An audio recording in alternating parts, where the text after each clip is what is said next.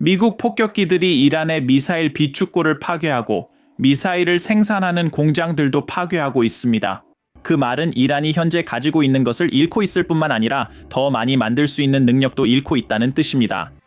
이것이 바로 스피릿-E 이란에게 최악의 악몽이 된 이유입니다. 제가 보여드리겠습니다. 하지만 먼저 지난 72시간 동안 이 폭격기들이 얼마나 큰 피해를 입혔는지 중앙사령부의 쿠퍼 제독의 말을 들어보겠습니다. 잘 들어보시죠. 우리는 이제 이란이 미국인을 위협할 수 있는 능력을 제거하기 위한 역사적인 임무의 6번째 날을 시작하고 있습니다. 제가 해군 장교의 마음가짐으로 말씀드리자면 우리는 워싱턴의 지도부가 내린 명령을 전속력으로 실행하고 있습니다. 대통령과 헥세스 장관은 그들의 기대를 분명하게 밝혔고 우리는 매우 높은 수준으로 임무를 수행하고 있습니다. 장관님과 이번 주 초에 제가 말씀드린 것처럼 이란의 전투력이 약화되는 반면 미국의 전투력은 점점 강화되고 있습니다. 우리의 공중 우위는 강력한 힘과 긴 사거리로 이란의 중심을 타격할 수 있습니다. 몇 가지 예를 들겠습니다. 불과 지난 72시간 동안 미국의 폭격기 부대는 테헤란을 포함한 이란 깊숙한 곳에 있는 약 200개의 표적을 타격했습니다. 그리고 단 1시간 전 미군 B 폭격기가 2000파운드 관통 폭탄 수십 발을 투하하여 깊이 매설된 탄도미사일 발사대를 타격했습니다.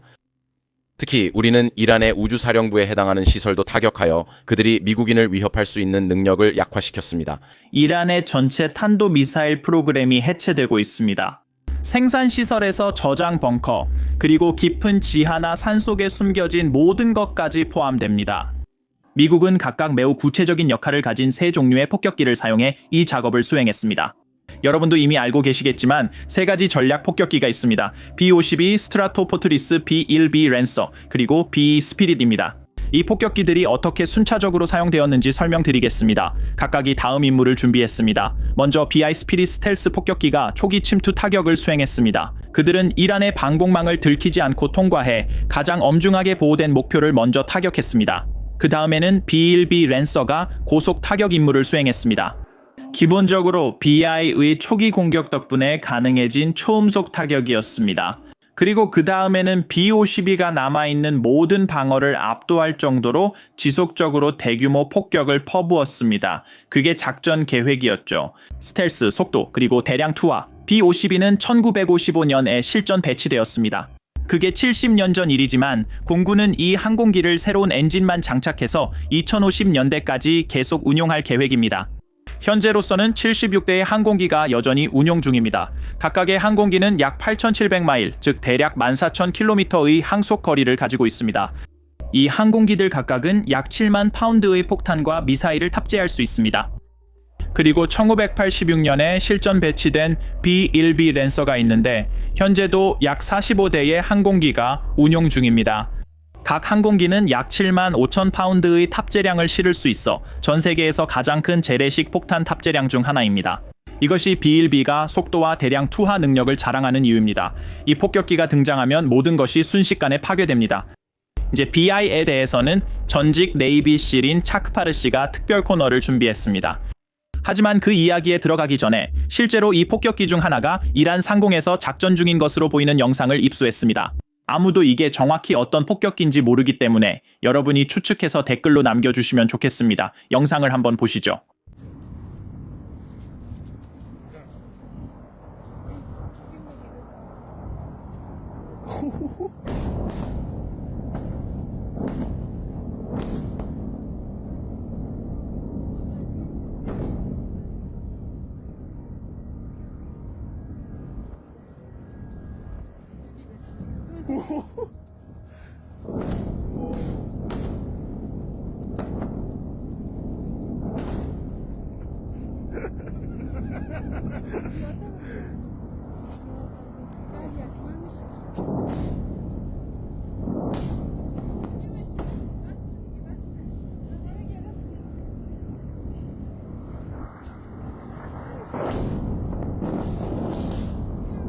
온라인상에서 많은 사람들이 이 폭격기를 BI 스피릿으로 여기고 있습니다. 이제 BI 스피릿에 대해 이야기해 보겠습니다. 이 폭격기는 이란에게 최악의 악몽이었습니다.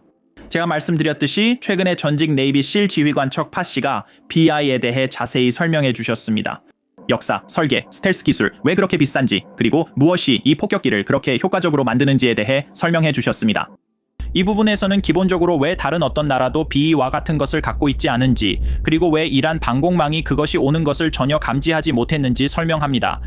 이제 이 부분에 들어가기 전에 잠깐 부탁드릴 게 있습니다. 아래에 있는 좋아요와 구독 버튼을 꼭 눌러주세요. 이렇게 하면 더 많은 분들께 다가가고 베테랑 분들을 모셔 여러분께 이야기를 전할 수 있습니다. 그럼 시작하겠습니다. 여러분께 다가오는 이 모습은 마치 UFO나 날아다니는 칼처럼 보일 수 있습니다. 외계인이 방문한 게 아니라 미국의 힘을 보여주는 어둡고 강렬한 심장부입니다. 레이더를 피하고 방공망도 가볍게 무시하며 맑은 하늘에서 정밀한 타격을 가하는 공학의 경이로운 산물입니다. 노스롭 그러먼 BE 스피릿 스텔스 폭격기를 만나보시죠. 1990년대 실전 데뷔 이후로 적의 하늘을 떠돌며 공포를 안겨준 플라잉 윙입니다. 50일 구역에서 극비리에 개발되고 냉전 시대의 불안에서 태어나 현대 전쟁의 불길 속에서 다듬어진 BE는 첨단 기술과 중요한 임무가 결합될 때 어떤 일이 일어나는지를 보여주는 산증인입니다. 침투하고 타격하고 사라진다. 이제 이 신비로운 전쟁 기계의 베일을 벗겨봅시다. 비행 제어 시스템, 레이더 회피 기술, 전자전 능력, 막강한 위력까지 모두 살펴보겠습니다. 그 다음에는 최근 전투에서 입은 상처들을 살펴보고 지평선 너머에서 모습을 드러내며 공중 지배의 개념을 새롭게 정의할 준비를 하고 있는 후속기 BI-11 레이더도 함께 살펴보겠습니다. BI는 단순한 비행기가 아니라 물리 법칙을 거스르는 이례적인 존재입니다. 꼬리 날개가 지겹는 박쥐 같은 실루엣에 172피트에 달하는 날개 길이를 자랑하죠. 이 비행기는 1940년대 잭 노스롭의 혁신적인 스케치에서 그 계보를 이어받은 플라잉 윙 날개형 설계입니다. 수직 안정판과 꼬리 날개가 없으니 이 비행기가 믹서기에 빠진 술 취한 박쥐처럼 빙글빙글 돌 것 같다고 생각할 수 있습니다. 하지만 그 지점에서 특수 비행 제어 시스템이 모든 것을 제어합니다. BI는 쿼드러플렉스 중복 플라이, 바이 와이어 시스템으로 비행합니다. 4개의 독립 디지털 채널이 비행을 안정적으로 지원합니다. 센서와 컴퓨터가 생각보다 더 빠르게 연결을 만들어내며 8개의 후방 엣지 조종면을 조정해 BE의 본질적인 공기역학적 불안정을 제어합니다. 피치, 요, 롤. 이 모든 것은 메가급 컴퓨터 덕후도 군침을 흘릴 만큼 강력한 프로세서 집단이 처리합니다. 특수 반도체와 최첨단 컴퓨팅 장비의 사용은 일반 가전제품에서 발생하는 일반적인 전자기 신호 없이 작동합니다. 사우론의 눈은 여러분이 이 영상을 보는 동안에도 여러분의 아이폰과 노트북을 정확히 찾아낼 수 있지만 BI는 추적할 수 없습니다. BI는 음속 바로 아래인 마하 0.9의 속도로 이동하는 전자기 유령입니다. 진짜 마법은 저곳에서 일어납니다. BI의 지형 추적 레이더는 AN/APQ181 시스템에 통합되어 있어 시속 600마일로 질주하면서 200피트 이하의 고도로 지면을 따라 비행할 수 있게 해줍니다.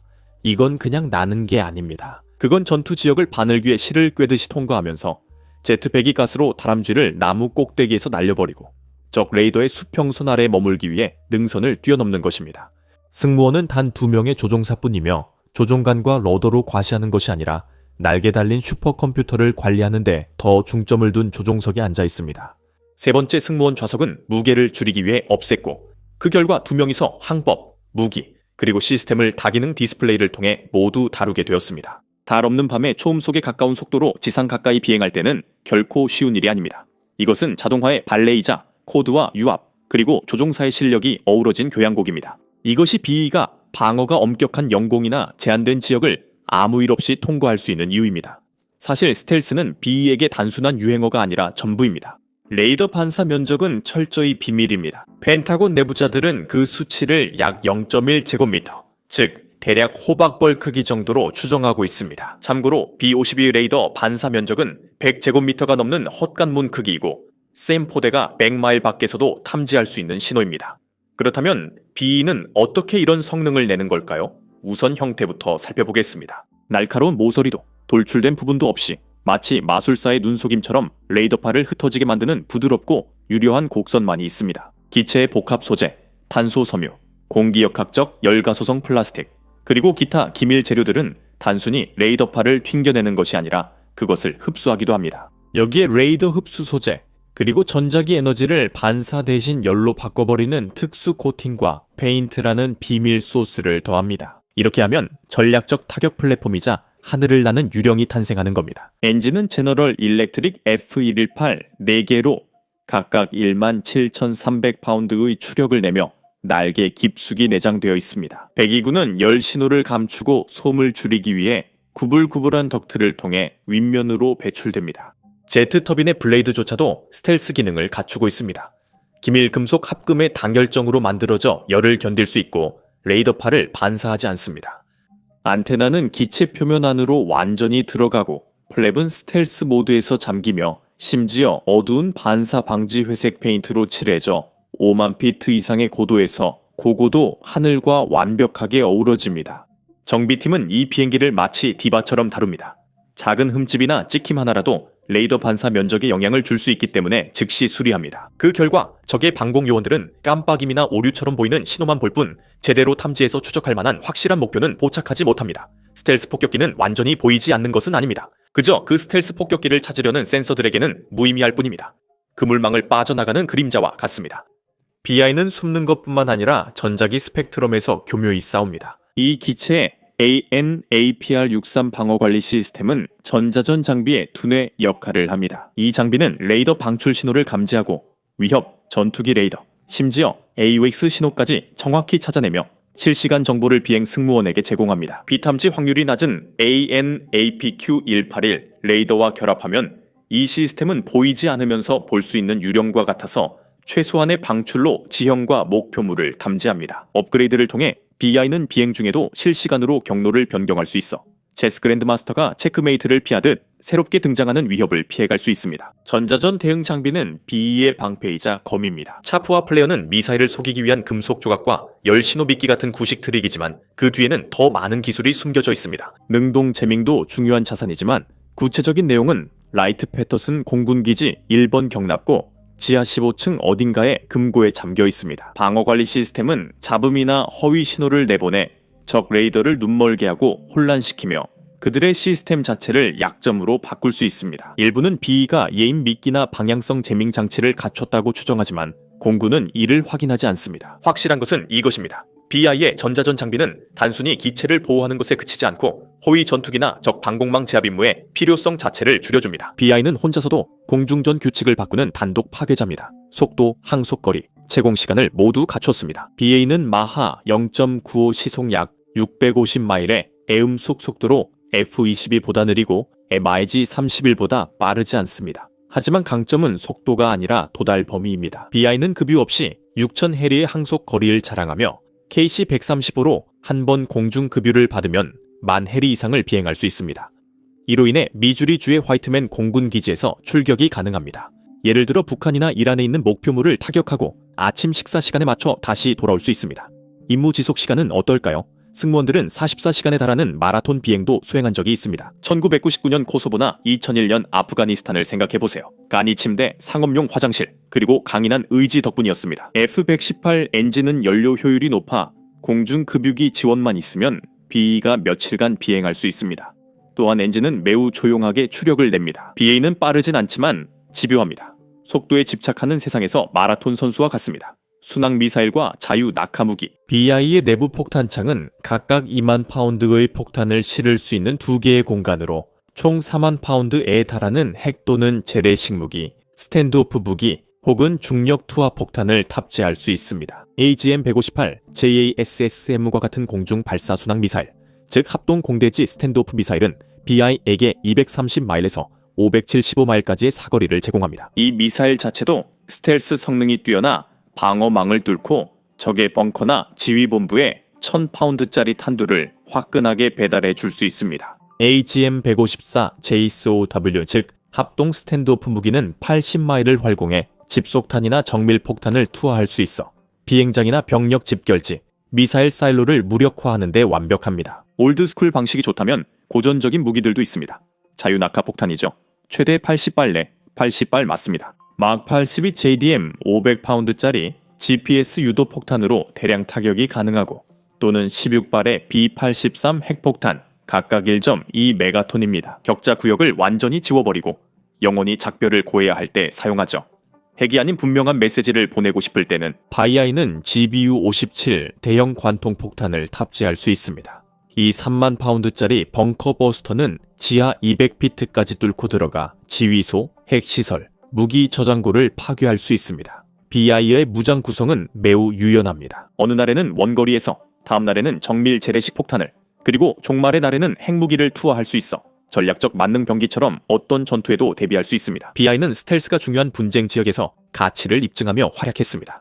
2011년 리비아 오디세이던 작전이 그 예입니다. 3월 19일 비폭격기 세대가 휘트먼 공군 기지에서 25시간 동안 왕복 비행을 하며 45발의 제이데머를 투하해 40개의 강화 항공기 경납고를 파괴했습니다. 호위도 없었고 손실도 없었으며 단지 조용히 리비아 공군에 치명타를 가했습니다. 시간이 흘러 2017년 1월 이네런트 리졸브 작전이 시작됩니다. 비폭격기 2대가 시르테 근처에 아이사이스 캠프를 타격하여 108발의 JDM을 투하해 훈련장과 집결지를 완전히 파괴했습니다. 34시간 마라톤 작전 끝에 아이시스 지도부는 폐허에 묻혀 숨진 채 아침을 맞이했습니다. 그리고 예멘 2024년 10월 후티에 홍해 선박 공격이 한창인 가운데 비폭격기들 이 산에 있는 무기 저장고와 드론 시설을 타격했습니다. 자세한 내용은 알 수 없으나 현지인들은 맑은 하늘에 천둥 소리가 났다고 전했습니다. 각 임무는 지상에서 아무 소리도 들리지 않고 적의 레이더에도 잡히지 않는 채 멀리서 강력하게 타격할 수 있는 B의 능력을 보여줍니다. 현재는 21대 중 2008년과 2022년에 발생한 추락사고로 19대만 운용되고 있습니다. 하지만 남아있는 기체들도 전쟁이 발발하면 엄청난 위력을 발휘합니다. 다음 유령은 BE의 후계기들입니다. PI는 2032년까지 퇴역할 예정입니다. 이제 바통을 B-21 레이더에게 넘기고 있습니다. 2022년 12월 캘리포니아 팜데일에서 공개된 이 노스롭 그루먼의 걸작은 비에키의 유산을 강력하게 계승하고 있습니다. BI의 물가 상승률을 반영한 20억 달러에 비해 이 기체는 더 작고 더 슬림하며 한 대당 7억 달러로 더 저렴합니다. 레이더 반사 면적이 곤충 크기만 하다는 소문이 있습니다. 벌이 아니라 초파리 정도라고 생각하시면 됩니다. 차세대 레이더 흡수 소재와 정교해진 플라잉 윙 형태 덕분이죠. 엔진은 프렛 앤 휘트니 F135일 가능성이 높은데 더 나은 효율성과 스텔스 성능을 약속합니다. 급유 없이 6,000마일이 넘는 항속거리를 자랑하며 단 한 번의 공중급유만으로 미국 본토에서 지구상의 어느 곳이든 타격할 수 있습니다. 바이-21의 전자전 장비와 항공전자 시스템은 훨씬 앞서 있으며 빠른 업그레이드를 위한 오픈 아키텍처 소프트웨어와 네트워크 센서, 슈터 기능을 갖추고 있습니다. 레이더를 드론 군단을 지휘하거나 F-35와 연동하여 극초음속 미사일을 피하는 쿼터백으로 생각해보세요. 탑재량은요? 이 폭격기는 B-61-12 핵폭탄, AGM-181 장거리, 스탠드오프 순항미사일, 그리고 다양한 정밀 재래식 무기들을 12-13톤 규모의 폭탄창에 탑재할 수 있습니다. B보다는 약간 적지만 다양한 임무와 지상 표적, 깊이 매설되거나 강화된 표적에 대한 정밀 타격에 최적화되어 있습니다. 공군은 유령처럼 적진을 압도하기 위해 100대, 어쩌면 200대의 새로운 레이더를 원하고 있습니다. 레이더의 첫 비행은 2023년 11월이었습니다. 2027년까지 전투 준비가 완료될 예정입니다. 단순한 대체가 아닙니다. 레이더는 혁명적인 기체로 중국의 JR-10과 러시아의 자랑인 프로메테스 S-500 방공 시스템에 정면으로 맞서기 위해 만들어졌습니다. 결론적으로 B-스피릿은 폭격기 개념을 새롭게 정의했으며 조용하고 치명적이며 접근이 불가능한 존재입니다. 그 비행 제어 시스템은 혁신적인 설계를 길들였고 스텔스 기술은 방공망의 악몽을 다시 썼으며 전자전 장비는 전장 속에서 외로운 늑대로 만들었습니다. 리비아에서 예멘까지 B-스피릿은 그림자 속에서 외과 수술 같은 정밀함으로 죽음을 안겨주며 진가를 입증했습니다. 하지만 B-21 레이더가 후계자로 등장하면서 전작보다 더 뛰어난 스텔스 성능, 더 긴 사거리, 더 뛰어난 지능을 약속하며 동시에 생산 대수도 늘릴 예정입니다. 이 두 기체는 미국의 영향력이 멀리까지 미치고 타격은 정밀하며 적들이 편히 잠들 수 없는 시대를 상징합니다. 중국의 극초음속 활공체와 러시아의 차세대 레이더 등 위협이 커지는 세계에서 이 스텔스 폭격기들은 미국이 보이지 않는 날개로 우위를 지키도록 보장합니다. 하늘은 한계가 아니라 전장이고 유령들이 승리하고 있습니다.